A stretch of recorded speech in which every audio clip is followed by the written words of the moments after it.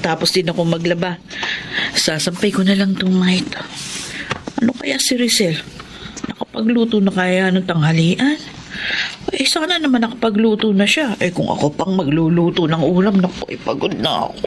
Hoy, ako na magsasampay ng mga nilaban mo, Rodora. Oo, sige, Nardo. Ay, tulungan mo na nga ako. Pagod na ako sa dami ng nilaban kong damit natin. Eh, kasi naman, hindi mo sabihang maglaba ng mga damit nila sina Jerel at Rizel. Ay, naku, ilang beses ko lang sinabihan ng mga yun.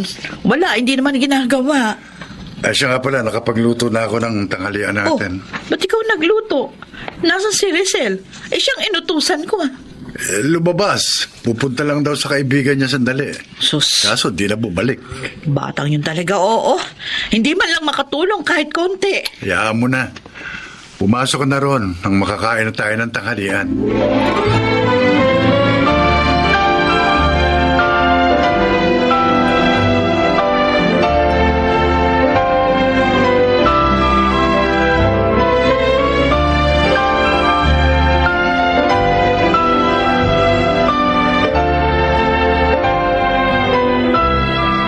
Ano po bang sasabihin niyo sa amin, Nay? Wala ang tatay niyo. Nagbiyahe ng mga damit sa probinsya. Ilang araw din siya doon. Ay sana. Total, 2 araw naman kayong walang pasok. Tulungan niyo ako sa tindahan natin ng mga ukay-ukay. Ay, hindi ako pwede. Ano? May lakad kami ng tropa ko. Ito na nga lang ang time kong mag-relax. Kukunin niyo pa. Eh, ako naman, Nay, may project pa kaming gagawin ng mga classmate ko. Bakit? Maghapon ba ang paggawa ninyo, Rizel? Eh, hindi ko po alam kung anong oras kami matatapos. Baka mamaya, asahan nyo, nandito na ako ng ganong oras. So tapos, wala pa ako, magagalit pa kayo sa akin. Mabihira naman kayong dalawa. Hindi nyo man lang ako tulungan. Kahit kayo lang sana, dahil wala ang tatay nyo. Ikaw, Rizel, dapat tulungan mo si inay dahil babae ka. Mas dapat nga ikaw ang tumulong, kuya. Ano? Dahil lalaki ka, mas malakas ka rin Siya, sa tama na yan. Tumigil na kayo. Huwag na kayo magtalo. Kung ayaw nyo tumulong, di wag. Huwag na lang kayo mag-away.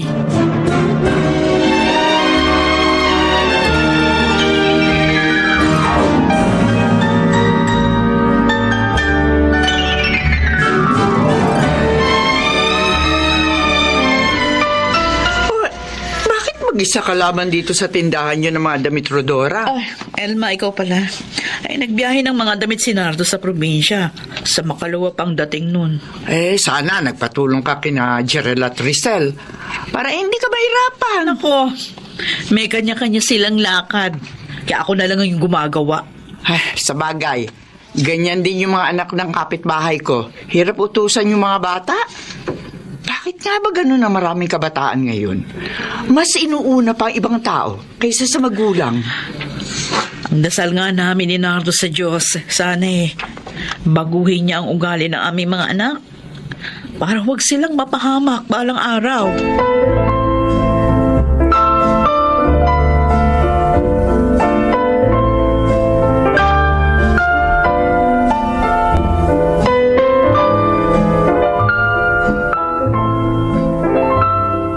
Nardo, ito ang kape mo. Salamat, Rodora.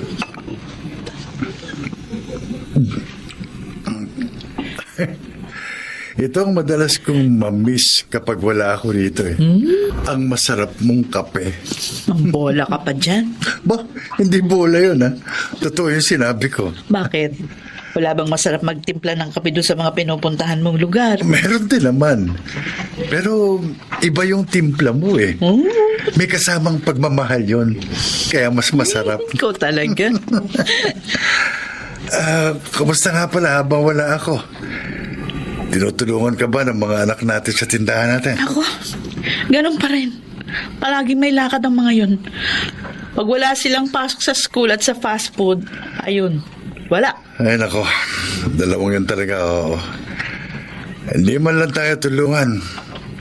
Sila rin naman na magmamanang nakabuhay ang sinisikap nating palaguin. Tama ka. Kaya nalulungkot ako. Si Rizel nag-aaral nga. Pero wala namang alam na gawain dito sa bahay. Eh paano? Ayaw makinig kapag tinuturuan ko. Ayaw talagang matuto. Ang panganay naman natin na pinag-aaral natin, mas inuna ang lakwatsa at ang barkada Kaya kahit ayaw natin, huminto na ng pag-aaral. Huminto na nang makatapos ng high school. Uy, nagtatrabaho nga sa fast food pero para lang doon sa kanyang mga layaw. Lakwatsa ng lakwatsa. Sana makita ko pang pagbabago ng ating mga anak. Makita ko pa sana, Rodolfo.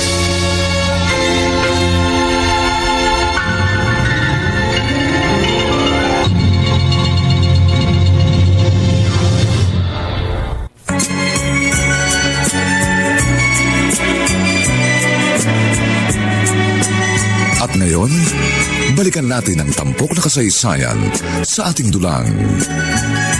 May pangako ang bukas.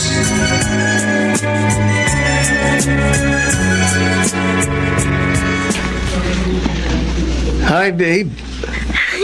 Hi, Danny. Di ba may pasok ka pa sa school nyo? Ba't nandito ka? Hindi na ako pumasok. Tinabad na ako eh. Saka, miss na kita. Kaya pinuntahan kita dito. Alam mo, tayo may mga pupunta mo. Wala kaming prof sa last subject namin. Yes! Kung ganun, makakapamasyal tayo. Oo. Saan mo gustong mamasyal ngayon? Ikaw na ang bahala. Akong bahala, ha? O sige, pupunta tayo sa langit.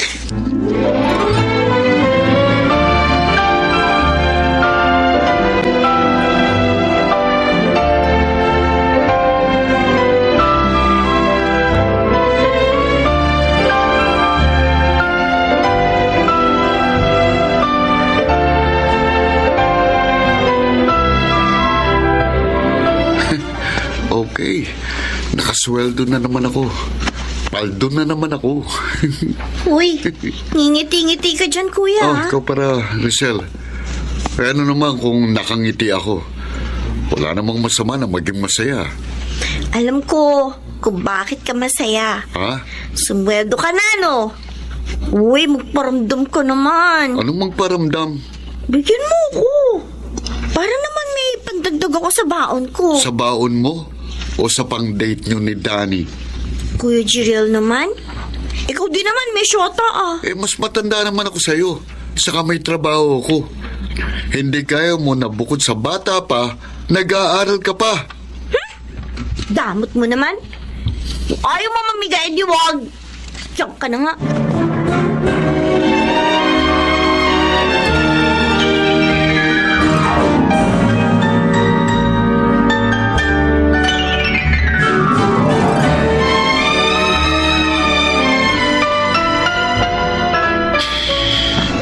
Kumusta ang pakiramdam mo, Rodora? Ay, medyo masakit pa yung katawan ko, Nardo. May sinat ka pa eh. Iniinom mo ba yung gamot na binigay kong gamot sa lagnat? Oo, nabawasan na nga ang lagnat ko. Pati yung pamimigat ng katawan. Sige, magpahinga ka na lang dito, ha? Ako na lang ang maghuhulog sa bangko ng pera na tinatabi natin. Bukas mo na lang kaya dalhin. Mukhang uulan. Baka mamaya abutan ka pa sa daan. Ikaw naman ang magkasakit.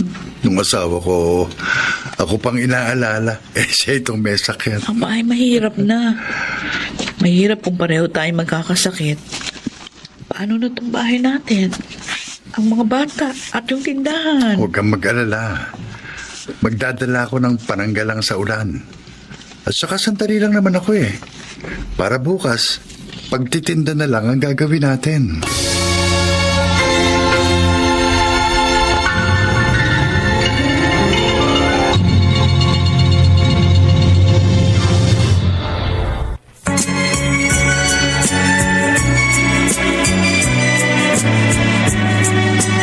At ngayon, balikan natin ang tampok na kasaysayan sa ating dulang. May pangako ang bukas.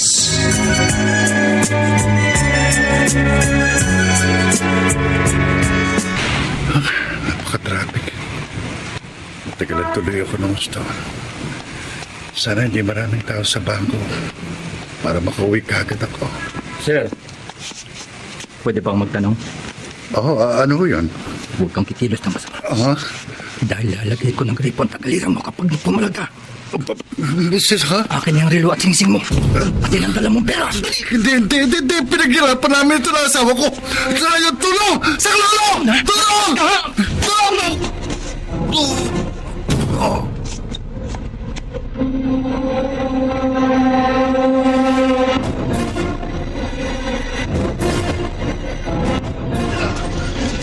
Oh, sinong hinihintay mo rito sa labas ng bahay niyo, pinsan? Sina Jerel at Rizal ba? Hindi. Kasi nagpaalam sila na parehong gagabihin ng uwi. Si Nardong hinihintay ko. Ah, wala pala siya dyan. Wala, nagpunta siya ng bangko. Nagtataka nga ako eh. Gabi na wala pa. Baka naman may dinaanan pa yun. Kung merong dadaanan yun magsasabi sa akin. Oh, may tumatawag yata sa cellphone mo. Ha? O baka sinado yan? Hindi. Number lang yung nakalagay dito. Sandali sasagutin ko para malaman ko kung sino. Hello? Oo. Ito nga po. May sino sila? Bakit ho? Ano nangyari sa asawa ko? Ano? Nahold up ang asawa ko? Patay na! Hindi! Hindi! Nando!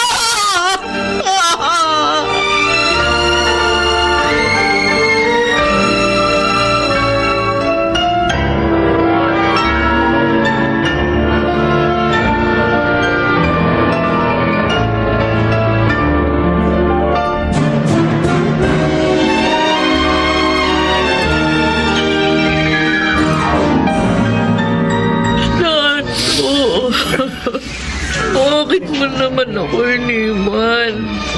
Bakit ganito? Bakit iniwan mo kami? Nay? Ano nangyari? Jerel! Bakit kayo umiiyak? Nay, saka bakit maraming tao dito sa bahay? Ang tatay niyo! Iniwan niya na tayo! Wala na siya! Ano po yung sabihin, Nay? Patay na! Nahold up at napatay! Hindi! Si Itay! Itay! Itay! Itay ko! Hindi! Yung mga pulis na nakakita sa ID ng tatay niyo. Yun ang tumawag sa akin at nagsabi ng lahat. Kawawa naman ang Itay! Itay ko!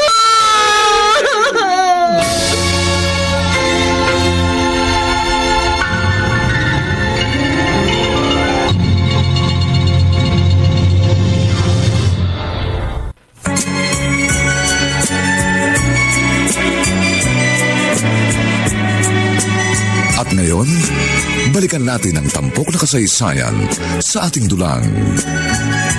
May pangako ang bukas.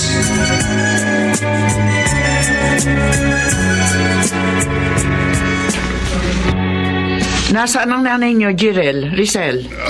Nasa kwarto po, Tia Elma. Umiiyak na naman. Kahit nailibing na po si Itay, hindi pa rin po matanggap ni Inay ang nangyari kay Itay. Ay, talagang hindi madaling tanggapin yun. Na mawala sa iyo ang taong minahal at naging karamay mo sa mahabang panahon. Kaya sana kayong dalawa, Oh. aliwin niyo nanay niyo. Pasayahin niyo siya at tulungan. Tulad ng ginagawa noon ng tatay niyo. Opo, Tiyan. Opo. Kailangan palakasin natin ang loob niya para makabalik siya sa dati niyang mga gawain. Wala mag-aasikaso ng tindahan niyo pag hindi kayo nakipagtulungan sa kanya.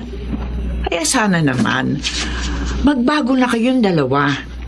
Naniniwala ako na nauunawaan niyo ang ibig kong sabihin dahil hindi na naman kayo sobrang bata.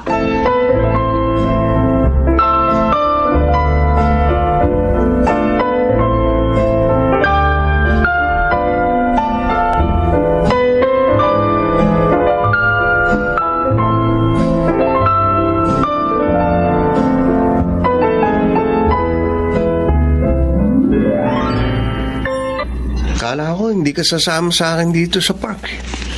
Bakit mo naman nasabi yun? 2 months na tayo hindi nakakalabas mula nung mamatay si Mang Nardo. Siyempre, nag-a-adjust pa kami sa pagpanaw ni Itay. Kaya hindi muna kami lumalabas ni Kuya. Tinulungan muna namin makarecover si Inay. Sa bagay, hindi biro ang pinagdaanan ni Alin Rodora. Pero medyo ayos na ngayon. Nagtitinda na nga ulit si Inay eh. Kaya kami ni Kuya, nakabalik na uli sa mga dati namin ginagawa. Buti naman. Kasi, miss na miss kita eh. Ako rin naman eh. Miss na miss din kita, Dani.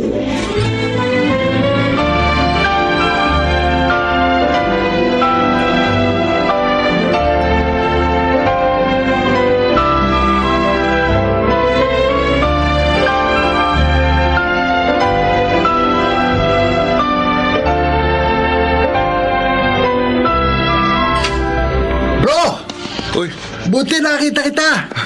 Ikaw pala, Glenn. Kalalapis ko lang galing sa fast food. Bakit ba? Anong meron? Nag-aaya si Ron bukas. Ha? Karera daw tayo. Naikwento ko kasi na may bago kang motor. Ayos ba naman ang motor niya? Baka kumain ng alikabok yun sa motor ko. Magaling magmotor si Ron. Kahit luma ang motor niya. O di sige. Tignan natin kung uubra sa akin. Pero ano naman yung magiging kapalit ng pagpapakahirap ko dyan? Ibig ko sabihin, yung pagsali ko sa karera. Pagpupusta ng tropa ang mananalo. At pagkatapos na karera, inuman na!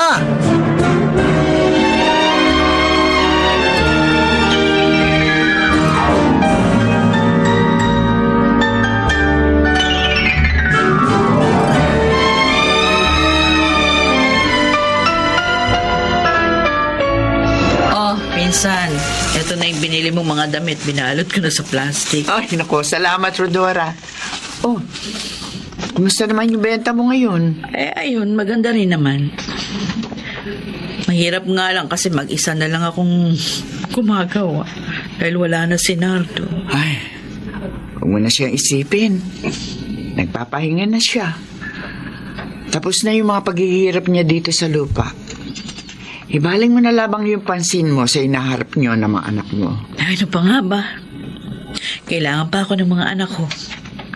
Wala pa sa ayos ang kanilang buhay, kaya dapat maging matatag ako. Yan! Yan ang pinsan ko. Fighter! Teka, sandali. Hindi ba day off ni Jarel sa fast food? At si Rizal naman walang pasok naman sa school? Oo. Asan sila? Para ka namang bago ng bago. O hindi nasa kanya-kanyang lakad. Nung mga unang buwan ng pagpanaw ni Nardo ko lang sila nakasama dito sa tindahan. Ay, ang mga batang yun talaga po. Balik na naman pala sa dati. Kahit na ganun sila di ko pa rin pwedeng talikuran ng responsibilidad ko. Tungkulin ko pa rin paghandaan ang kanilang kinabukasan.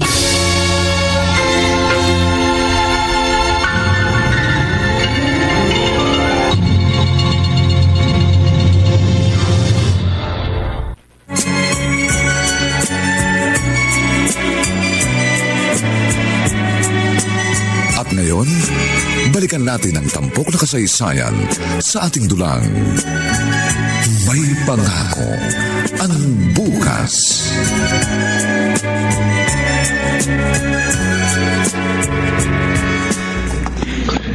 Narito na tayo sa room na tinitirhan ko. Ano?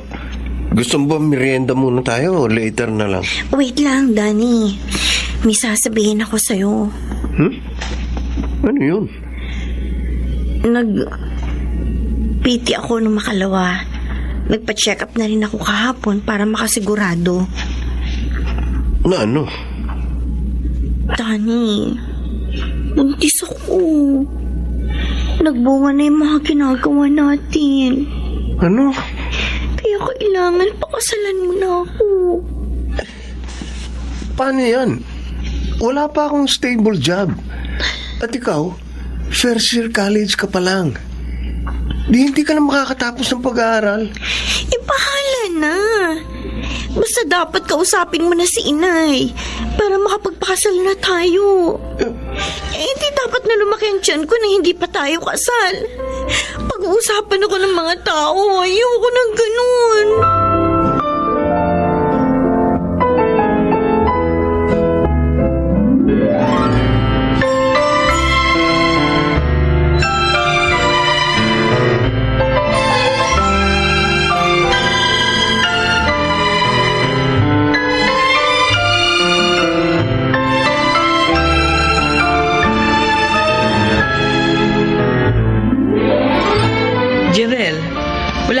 nakapasok na sa trabaho mo? Wala po, Nay.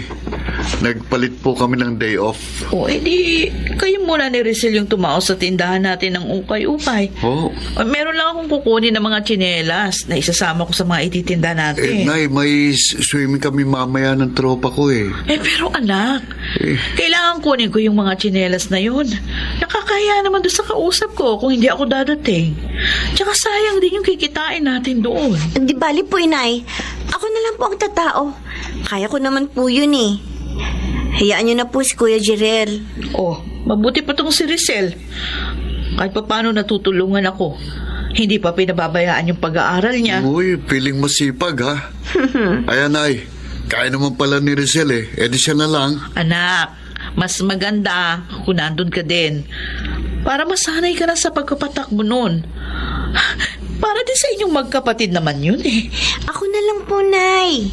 Basta ha, dala niyo po ako ng 5 siopaw. Wow! Kakainin mong lahat yon? Oo! Gusto ko yun eh. Lakas mong kumain ah. Kaya ka tumataba eh.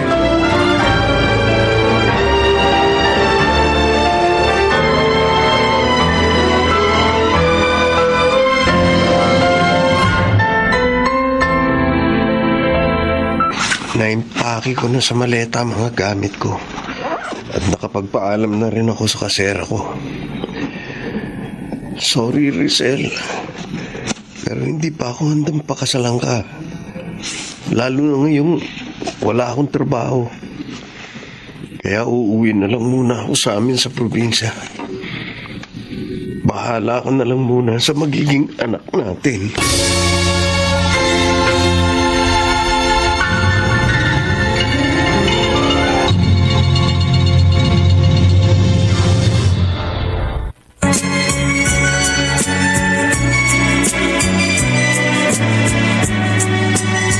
Ngayon, balikan natin ang tampok na kasaysayan sa ating dulang. May pangako ang bukas.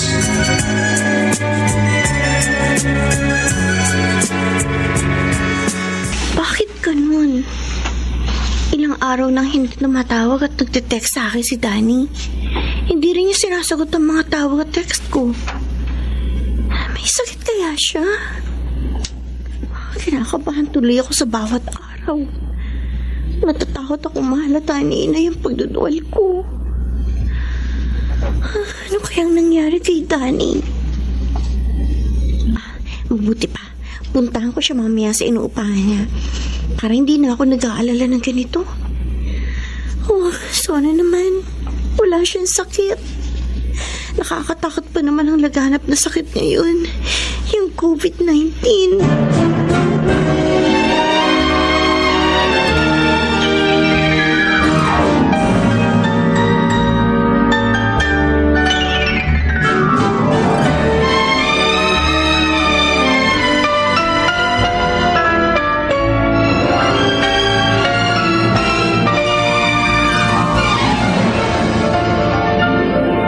Alam mo na ba ang balita ngayon, Rodora? Ha?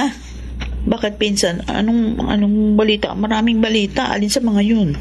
Dahil sa paglaganap ng COVID-19 dito sa ating bansa, sasailalim daw tayo sa tinatawag na ECQ. ECQ? Ano yun? Enhanced Community Quarantine. Naku, pag nangyari yon, maraming negosyo ang pansamantalang hindi makapagbubukas. Ganon? Oo. Mapapasama kaya itong tindahan ko? Malamang. Kaya maghanda kayo.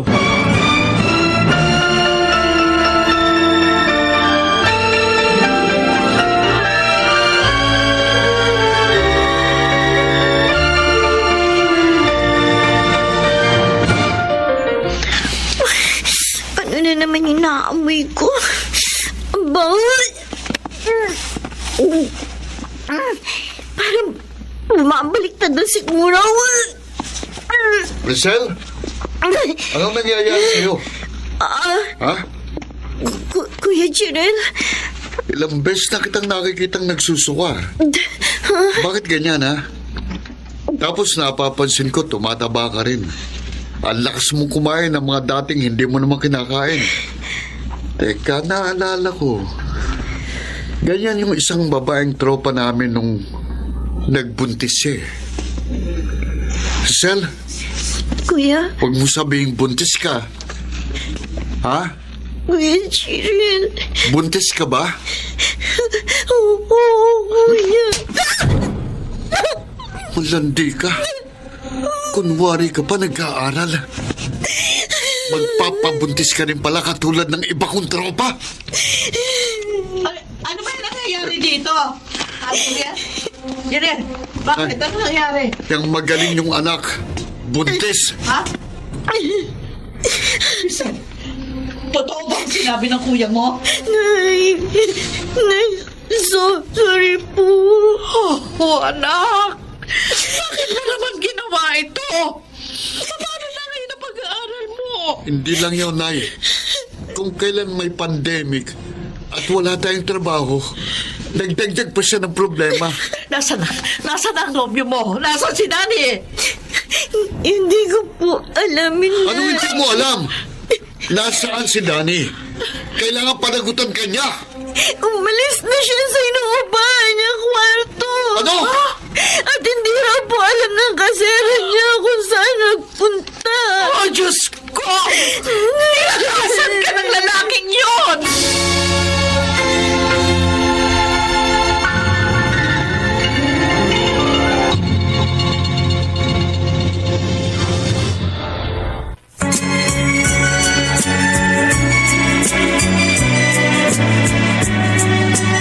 At ngayon, balikan natin ang tampok na kasaysayan sa ating dulang.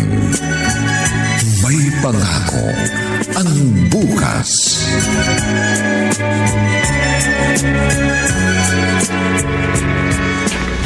Anak, hindi ka dapat nagtiwala sa kanya. Dapat iningatan mo yung sarili mo. Patawarin niyo po ako, Inay. Hindi ko po alam na mangyayari ito. Wala ako, mahal niyo ako. Ang sabihin mo talagang tanga ka. Sa halip na mag-aral, nagpaloko pa sa lalaki. Kuya. Ayun, pati kami. Pagchichismisan ng mga tao dahil sa'yo. Tama na, Jiren.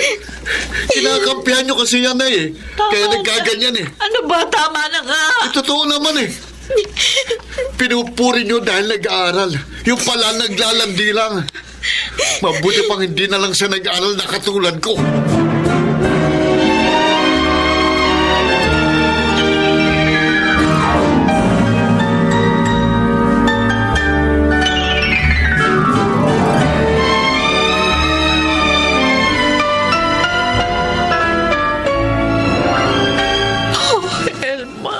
Oh, tama na. Huwag ka na umiyak, Rodora. Wala ka na magagawa eh.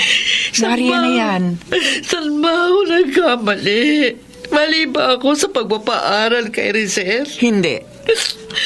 Tungkulin nating mga magulang na bigyan ng maayos na edukasyon ng ating mga anak. Bilang paghahanda sa kanilang kinabukasan. Yun nga lang, may pagkakataon ang mga anak na nagkakamali. Tulad nga ng nangyari kay Rizel. Sinisisi ako ni Jiren. Siguro noon pa, may sama na ng loob sa si Jirel. Dahil nga sa mga pagpuri mo sa iyong bunso. Dahil nagpapatuloy siya sa kanyang pag-aaral, samantalang si Jirel hindi. At ngayon na nabuntis si Rizel, nagkaroon ng pagkakataon si Jirel na ilabas ang sama ng loob na yun. Naaawa ako kay Rizel. Alam ko, ngayon niya lalong kailangan ng tulong ko. Oo, tama ka naman dun eh. Eh di bigyan mo siya na isa pang pagkakataon. Tulungan mo siya makabangon sa kanyang kasawian.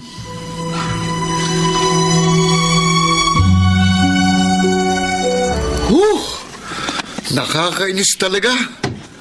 Hanggang kailan kaya itong ECQ natin? Sobrang inip na ako. Nawalan pa ako ng trabaho. Oo nga. Dahil sarado ang mga fast food. Kaya nga, inip na ako, Glenn. Hindi ako sanay na laging nasa bahay. Laging nakikita si Nainay at ang kapatid kong disgrasyada. Talaga palang hindi na nagpakita ang syota ng kapatid mo, ha? Talagang hindi na.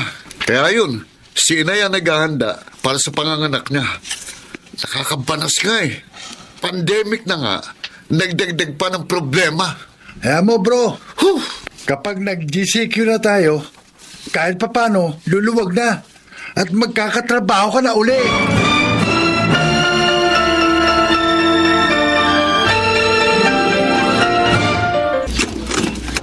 Nay, saan po kayo galing? Ay, kinuha ko itong in-order ko sa online. Ano po laman ng bag na yan? Ay, mga gamit para sa magiging anak mo. Po? Ilang buwan na lang kasi, manganganak ka na. Dapat maghandaan nyo. Salamat, Nay. Pasensya na po. Nakabigat pa ako sa problema ninyo. Tawarin niyo po ako. Nandiyan na yan, anak. Harapin na lang natin.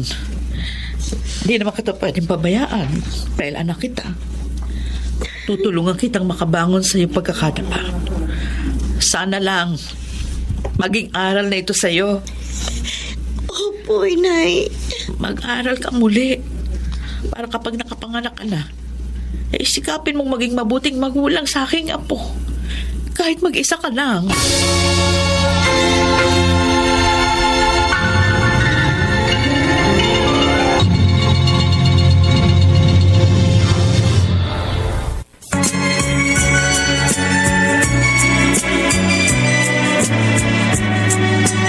At ngayon, balikan natin ang tampok na kasaysayan sa ating dulang. May pangako ang bukas.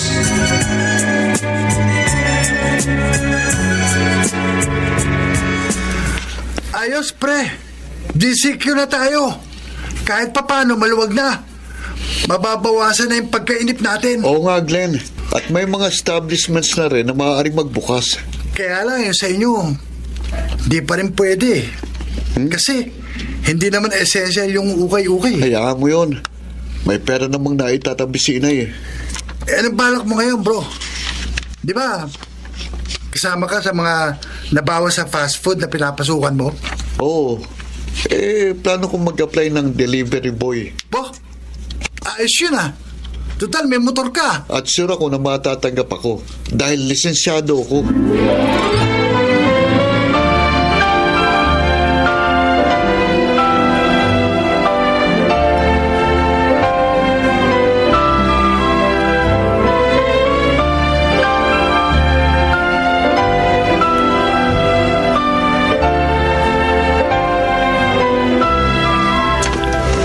Malaki na pala ang tiyan mo, Rizal.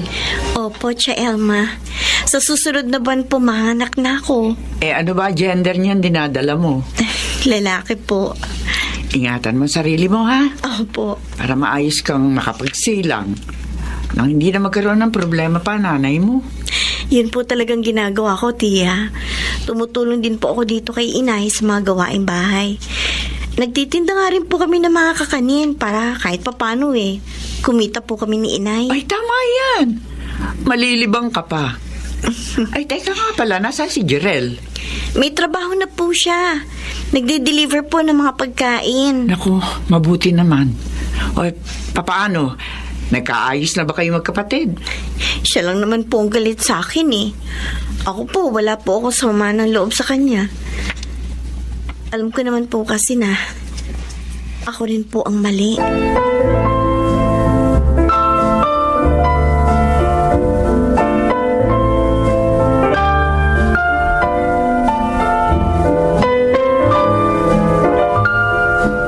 Matagal na rin akong narito sa probinsya. Dito na ako inaabot ng pandemic. Kumusta na kaya si Rizal? Nanganak na kaya siya? Siguro, tinatawagan niya ako pero dahil sinadya ko magpalit ng SIM, hindi na niya ako makontak. Rizal, sana mapatawad mo ako. Naging duwag ako sa pagharap sa pananagutan ko. Sana patawarin mo ako.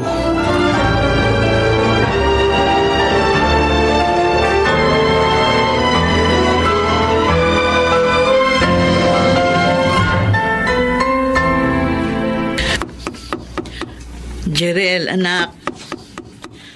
Buksan mo nga itong pinto ng iyong kwarto. Bakit, Onay? Kumain ka na. Nagluto ako ng paborito mong ulam. Ay, busog pa po ako. Anak, kalimutan mo na yung mga tampo mo sa akin. Pareho ko naman kayong mahal ni Rizal. At ganoon din nung nabubuhay pang tatay niyo. Ang gusto nga niya, mag-aral kang muli para makapagtapos ka ng kolehiyo. Anak, maniwala ka. Pareho ko kayong mahal. At ayoko sino man sa inyong sumama ang loob sa akin. Lalo na ayoko mapahama kayong dalawa. Dahil kapag may nangyaring masama sa inyo, ikamamatay ko yun. Nay, huwag na po kayong umiyak. Wala na po sa akin yun.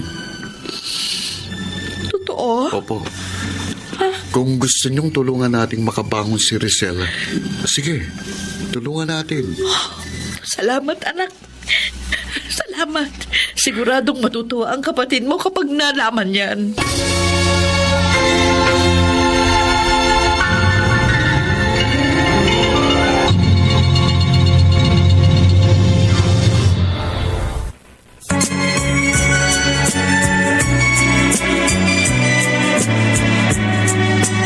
At ngayon, balikan natin ang tampok na kasaysayan sa ating dulang. May pangako ang bukas.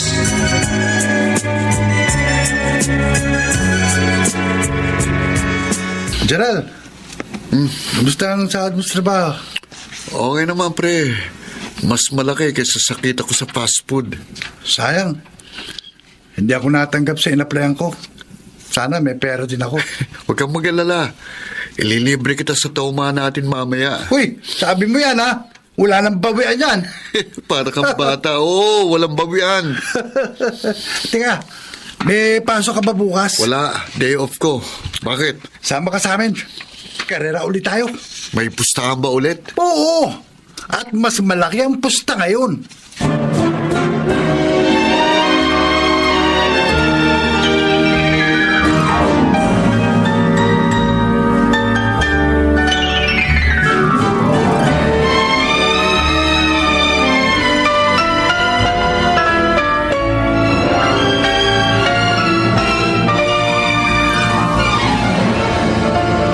Jirel, anak, wag ka nang umalis. Umuulan na, oh. Baka mamaya magkasakit ka pa niyan. Hindi po, Nay. Mahina pa lang naman ang ulan eh. Kaya ko yan. Ay, anak, alalahanin mo, pandemic pa ngayon. Nag-iingat po ako. Kaya wag po kayong mag-alala. O sige, lalakad na ho ako. Hinihintay na ako ng tropa ko eh.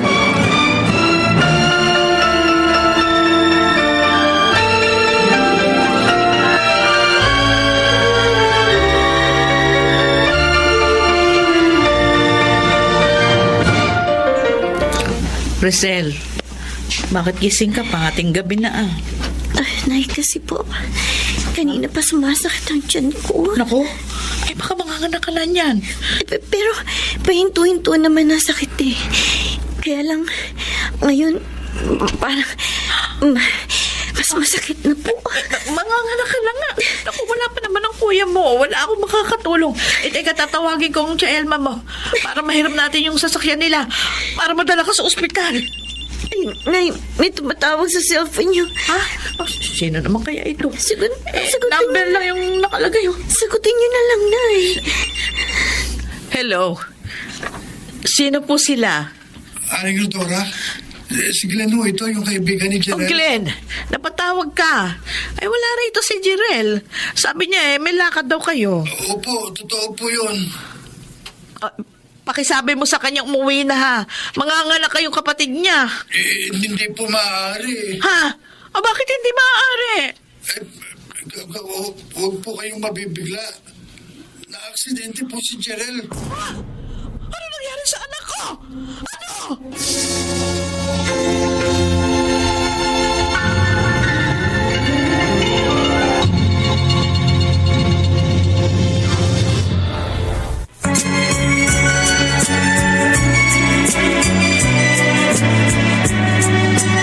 At At ngayon, balikan natin ang tampok na kasaysayan sa ating dulang. May pangako ang bukas.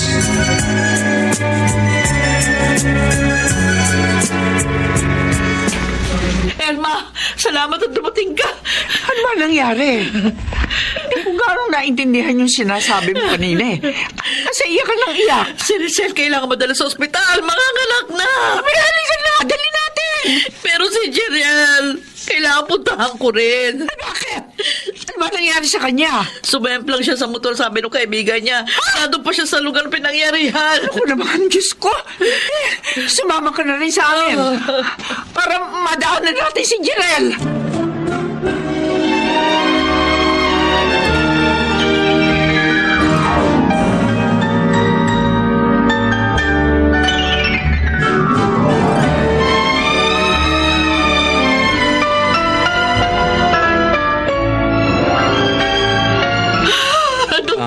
Mrs., ano pong nangyari? Na-aksidente po sa motor ang anak ko. Kaya maawa kayo, gamutin niyo po ang anak ko. Baka mamatay ang anak ko. Baka mamatay. Huminahon po kayo. Ay, paano pong hihina ang doktor? May sugat sa ulo ang anak ko. Pati yung dalawa niyang braso may sugat din. Yung hita niya, yung binte, labas ang buto. Doktor, tulungan yung anak ko. Baka siya maubusan ng dugo. Mrs., makinig po kayo sa akin. Gusto po namin kayong tulungan. Pero dahil po sa dami ng mga may COVID ngayon, puno po ng mga pasyente na may COVID ang ospital na to. Ay, Diyos ko po! Paano na anak ko? Paano na? Mrs., ang pinakamaganda niyo pong gagawin, dalhin niyo na po siya agad sa ibang ospital.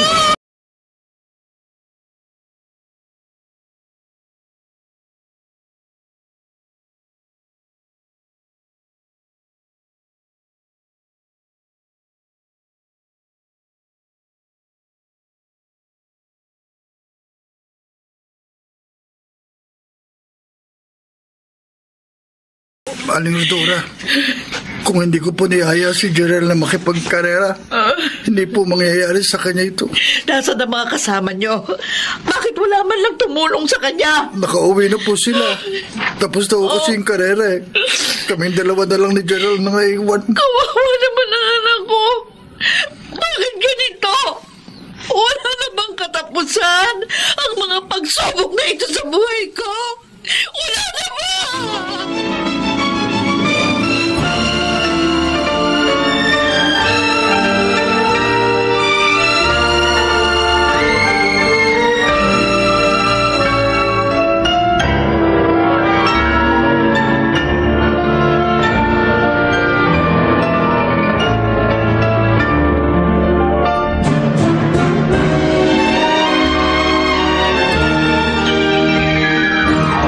Anong Rodora?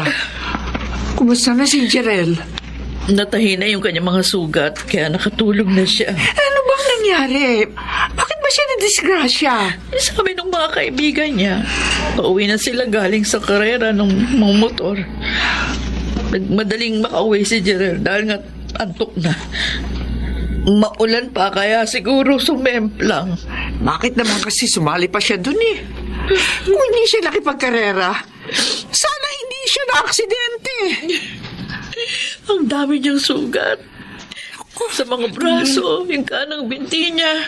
Salamat na nga lang at tinanggap siya dito sa ospital. Kung hindi, baka naubusan siya ng dugo. Maging aral na sana kay Jirel ang pangyayaring ito. Kumusta na ang bunso ko? Ano na nangyari kay Rizal? Nakapanganak na. Nahirapan siya nung una dahil malaki ang bata. Pero kawa ng Diyos, nakaya rin niya. Ang normal delivery. Elma, hirap na ako. Bakit ganito ang nangyayari sa buhay ko? Rodora, pagsubok lang ito sa'yo. Wala namang katapusan ang mga pagsubok na ito. Una pumanaw si Nardo. Makalipas ang ilang buwan na buntis si Rizal. Tinakasan ng nobyo.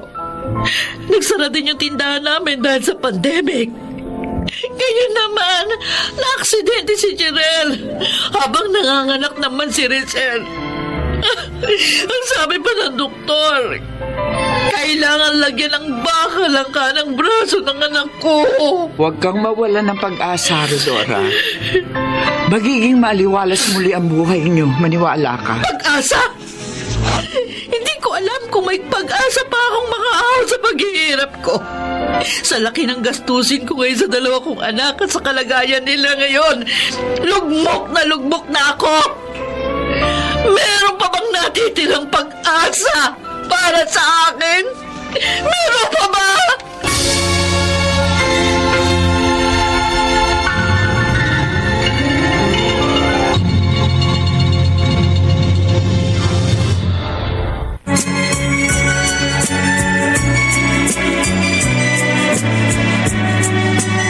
At ngayon, balikan natin ang tampok na kasaysayan sa ating dulang.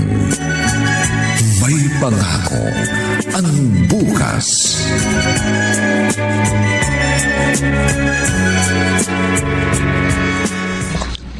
Anak, kumusta ng pakiramdam mo?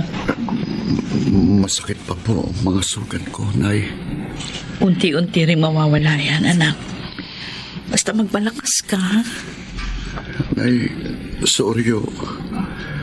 Kung nakinig ako sa inyo, hindi siguro nangyari sa akin to. Ngayon, tiyak pong malaking babayaran natin dito sa ospital. Kung kailan pa naman saradong negosyo natin. Ano? Noon, nagalit ako kay Rizal. Sabi ko, dinagdagan pa niya ang problema niyo. Yun pala, isa rin ako magbibigay ng problema.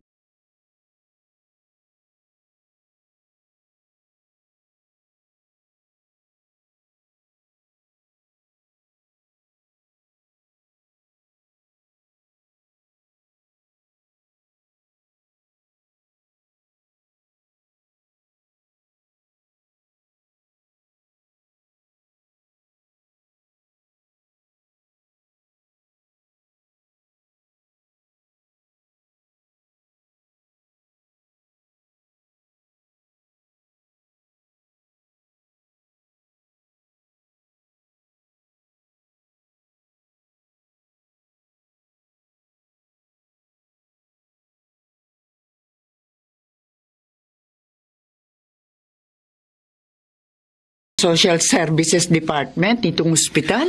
Oo, Elma. Nilapit ko yung kalagayan namin ng mga anak ko. Ay, buti ginawa mo yun. Hindi sana sasabihin ko sa'yo na gawin mo eh. May nakapagpayo sa akin dito. O, anong sabi sa'yo ng SSD? Pwede daw namin gamitin yung PhilHealth ni Jerel para makabawas sa mga gastusin. Ay, mabuti naman. Kaya lang, yung bakal na kailangan niya. Hindi na problema yon. Kinausap ko yung kaibigan ko nasa DSWD. Tutulungan niya tayo sa problema sa bagay na yon. Totoo? Oo. Sabi ko naman sa'yo, lahat ng problema may solusyon. At habang may buhay ang tao, laging may pag-asa.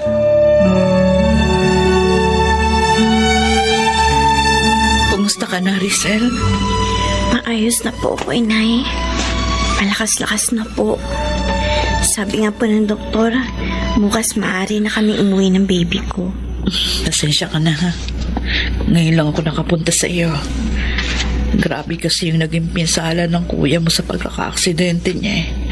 Gustuhin ko man, hindi ko kayang hatiin ang katawan ko para sa inyong dalawa. Sana, huwag kang magdamdam sa akin, anak. Hindi po ako nagdamdam sa inyo, Nay. Naawa nga po ako sa inyo dahil wala akong maitulong. Magpalakas ka. Malaking tulong na yun para sa akin. Opo, Nay.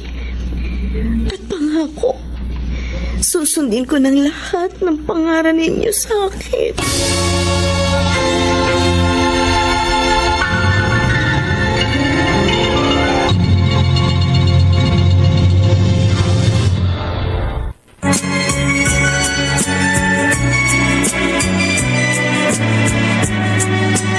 At ngayon, balikan natin ang tampok na kasaysayan sa ating dulang.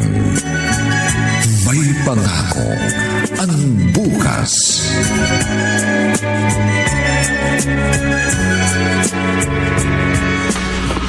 Kumusta na, bro? Ito, may bakal ng kanang braso. Kailangan ba talagang lagyan ng bakal yan? Oo, para daw makagalaw ako ng maayos. Dapat pala. Di kita sinama doon sa karerang yun. Glenn, wala kang kasalanan. Ako may kasalanan. Dahil nagmadali ako makauwi. Dahil pagod at antok na ako. Kaya yun, sumemplang ako. Pero aral na sa akin ang pangyayaring ito. Paggaling ko, iayos ko ng buhay ko. Itutuwid ko ng mga pagkakamali ko. Alam mo, Jerel, ganun din ang gagawin ko. Babago na ako. Dahil ayokong mangyari sa akin ang nangyari sa'yo.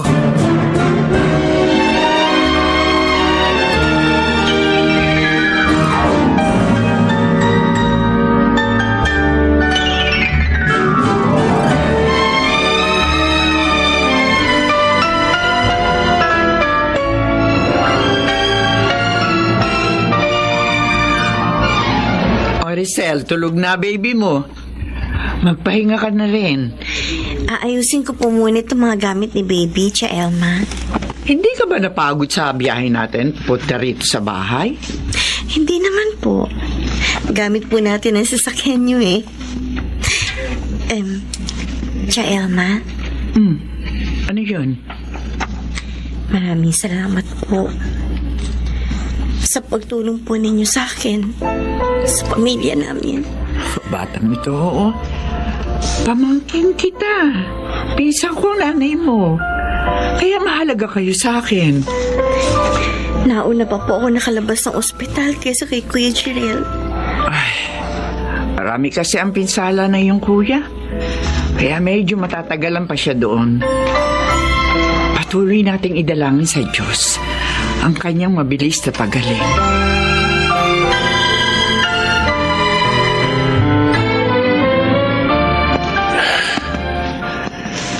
Narito na ako sa labas ng bahay ni Rizal. Nakakabahan ako. Ayon sa mga kaibigan namin, nanganak na siya. Sana papasukin nila ako. At sana patawarin ako ni Rizal para makasama ko na sila ng aming anak. Bahala na. Tao po. Magandang araw po. Tao po. Magandang araw po. Magandang araw din. Anong kailangan mo?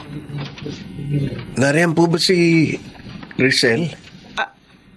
Sino ka? At bakit mo hinahanap ang aking pamangkin?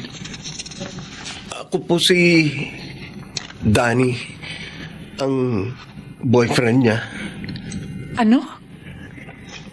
Ikaw? Naparito po ako para humingi ng tawad kay Rizal.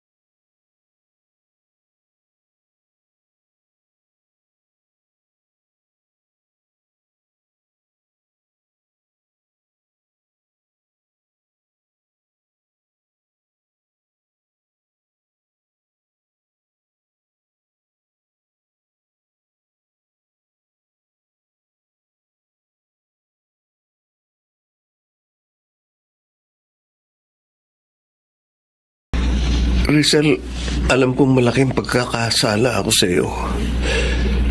Pinabayaan kita sa oras na kailangan mo ko.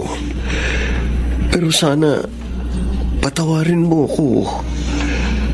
Maniwala ka, mahal kita. Pero natakot akong harapin ang aking responsibilidad dahil wala akong trabaho noon. Kaya maliman at masakit sa loob ko, iniwang kita. Umuwi ako sa aking mga magulang. Hinayaan mo akong mabilad sa kahihiyan. Patawad. Ipinagtapat ko na kina inay at itay ang problema natin. At naunawaan nila tayo. Sabi nila, handa silang ipakasal tayo. Totoo bang sinasabi mo? Oo. Katunayan nga, kasama ko silang lumuwas. Kakausapin nila si Aling Rodora. Rizal, please, patawarin mo ako. At bigyan mo pa ako ng isang pagkakataon. Tatapatin kita. Mahal pa rin kita. Kaya nga napakasakit sa akin ang ginawa mo. Pero ayoko nang suwayin pa si inay ngayon. Rizal? Nasa ospital siya. Hintayin natin ang pag-uwi ni inay dito. At kung ano sasabihin niya, yon ang susundin ko.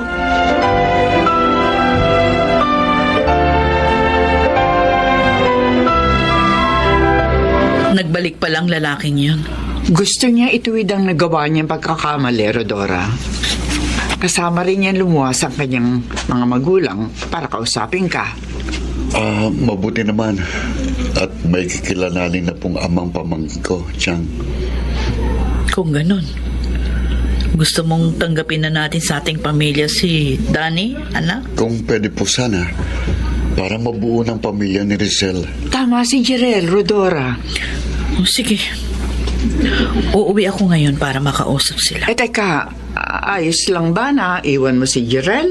Malakas na po ako, Chang, at sa awa ng Diyos, wala pong naging komplikasyon sa ginawang paglalagay ng bakal sa braso ko. Hinihintay ko na lang pong pauwi na ko ng mga doktor. Naku, matutuwa ang kapatid mo kapag nalaman niya yan. Sana nasa bahay ka na pag ikinasal siya.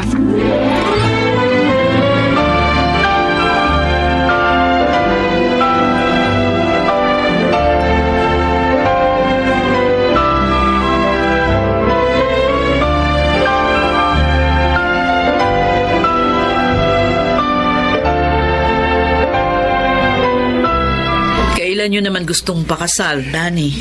Sa lalong madaling panahon po sana, Nanay Rodora. Ang totoo, nagalit ako sa'yo dahil pinabayaan mo ang anak ko. Pero ngayong bumalik ka na at gustong ituwid ang pagkakamali, sige, pumapayag na ako. Maraming salamat po, inay. Salamat po sa tulong at pangunawa. Mahal na mahal ko kayo, nay. Mahal na mahal din kita, anak. At hangad ko ang inyong kaligayahan.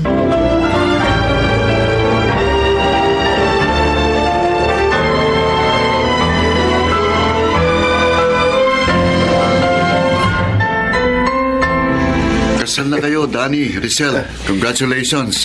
Salamat, Kuya. Salamat, Kuya Jerel. Oy, Danny, huwag mong paiyakin yung kapatid ko, ha? Oo, Kuya. Pangako. Lahat gagawin ko para mapaligaya sila ng aming anak. Gusto ko sana, Danny, magtrabaho kahit may anak na tayo. Yung sa online ba? Bo, ayos yan lang. Tama, Rizal. Magbenta tayo ng mga gamit o kaya mga damit online. Yung live selling, tutulong ako sa pagbebenta. Sige. Buhayin natin sa online ang business ni na inay at itay. Oo. Magluluto rin ako ng pagkain na maaaring isama sa ipagbibili. Oh, di ba? At ako naman ang delivery boy.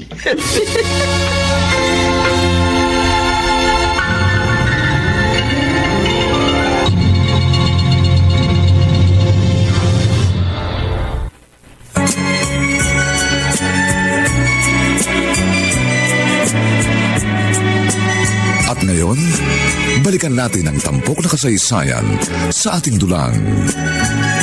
May May pangako ang bukas.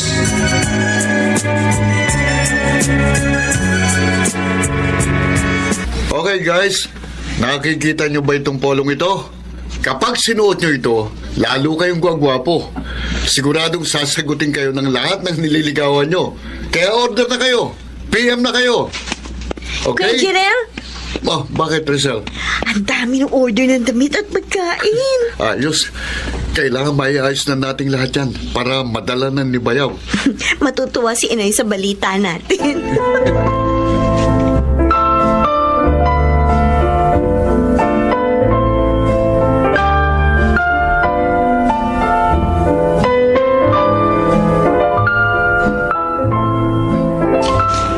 Nay, heto po ang lahat ng kinita natin. Oh, bakit binigyan yung lahat sa akin?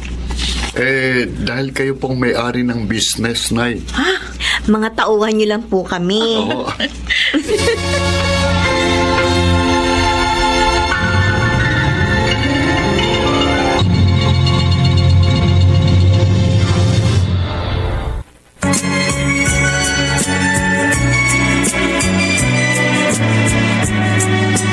At ngayon, balikan natin ang tampok na kasaysayan sa ating dulang. May pangako ang bukas.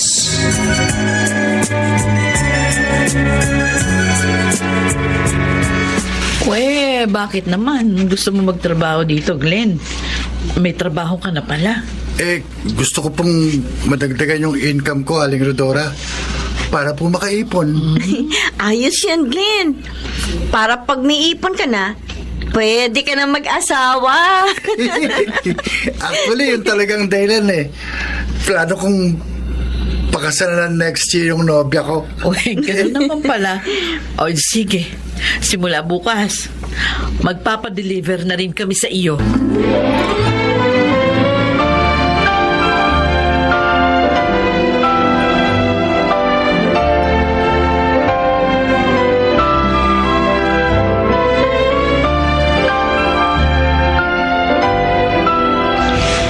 Pagagawa mo ang bahay mo yung pinsan? Oo, Elma. Ano yun? Papipinturahan mo? Hindi lang yun. Palalakihan ko talaga ang bahay. Oh? Bakit? Kasi masikip na. Magpapagawa kami ng mas maluwag na kitchen at mas malaking bodega para sa mga damit at sapatos na tinda namin. Aba! Talagang hindi na mapigil ang asenso nyo. O baka bukas niyan may bago ka ng sasakyan at hindi na second hand ang gamit mo. Pinsan, huli ka na sa balita. Huh? Nakabili na ako kahapon pa. Ay! Naku, tingnan mo nga naman, oh. Sa pagsisikap ng mga anak ko, naging mas maunlad na ang buhay namin kaysa dati. O edi ngayon, naniniwala ka ng